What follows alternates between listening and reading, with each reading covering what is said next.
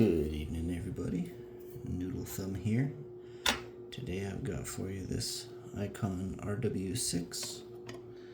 It's a blue belt and dimple lock, and has given me far more trouble than I had expected.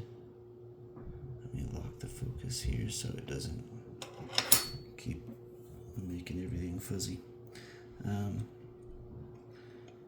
So, a few things made this lock challenging. I guess I'll give a little bit of what I'm doing. So, first thing I'm doing is just taking a plunge to the back of the lock and gently tapping each of the pins. It seems like it wants this in order to start setting the front few pins. 4 and 5 just need like a little tiny tap ever.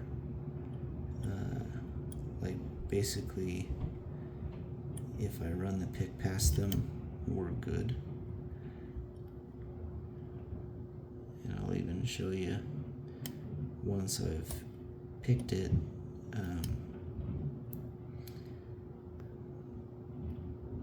I don't even think I can withdraw the flag from the lock because 4 is such a low lift.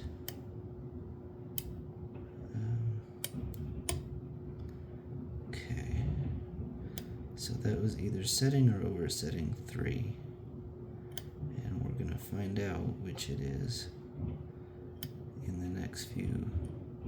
That was oversetting 3. So I do that sometime. There is a master wafer in 3, and it mostly serves to like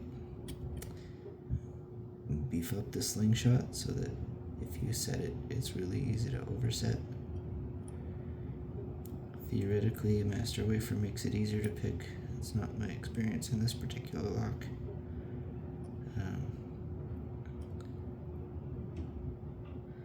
But in any case, we're to the tappy stage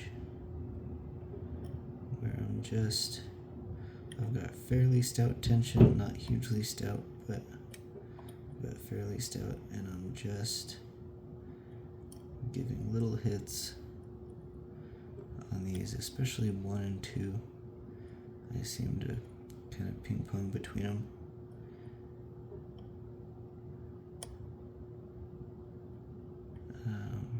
Until something exciting happens, and that something exciting hopefully is going to be a false set.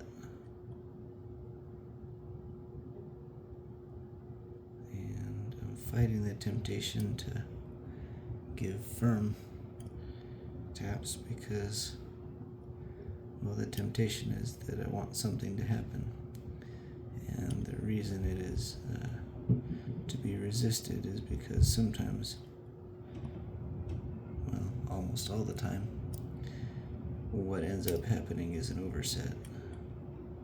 And I might have just brushed with 1. I felt something release. I'm mostly bouncing between 1 and 2 now, with an occasional trip to 3.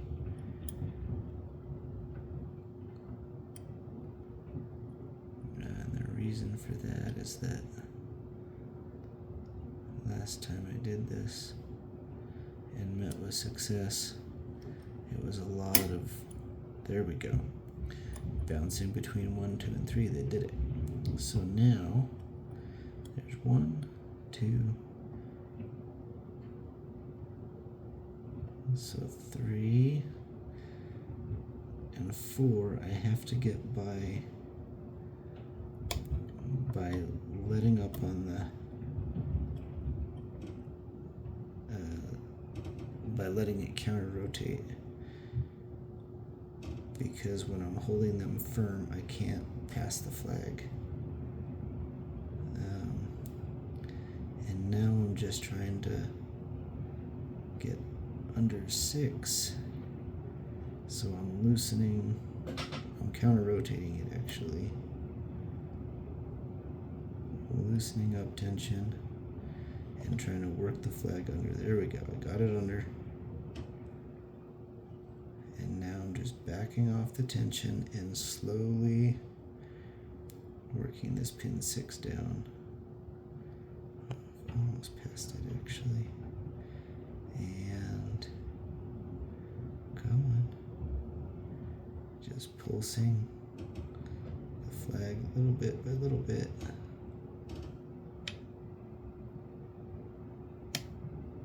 And there we go. So now I'm gonna try to withdraw the flag without resetting the lock. I don't think I can. No, I can't. So that pin 4 is such a low lift that it's just the key pin's too long. So going to reset that, and now the flag comes out.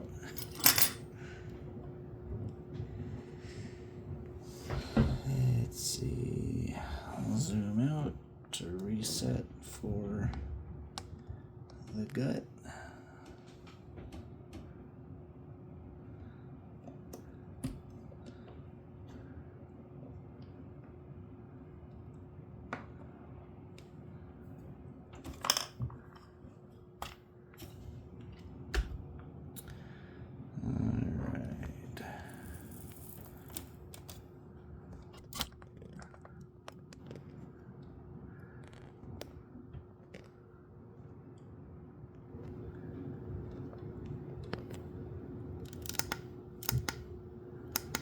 Actually going to turn down the intensity of my light. There we go. Change the color of the light a little bit. Okay.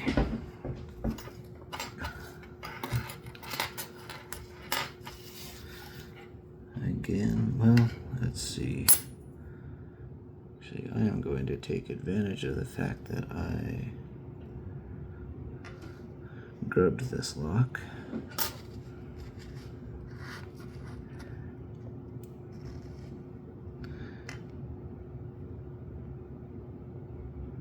No, we're going to start at the back.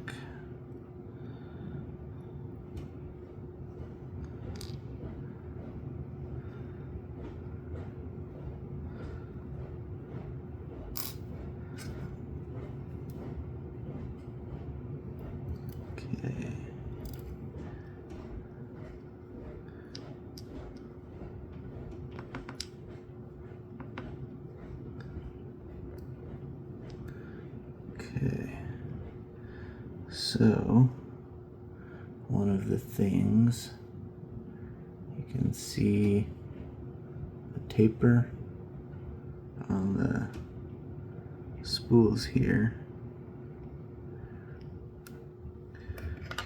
which is why it was tappy, tappy, tappy, tappy. I'll give a close-up of the pins later as well.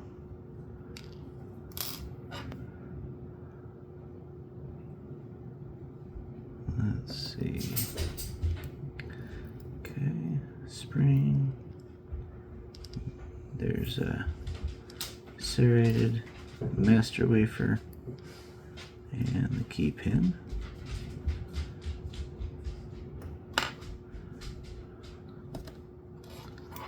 Sorry, I bumped my camera, or my tripod anyway.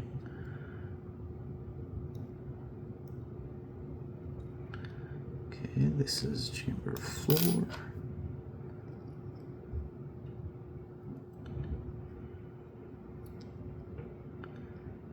And driver.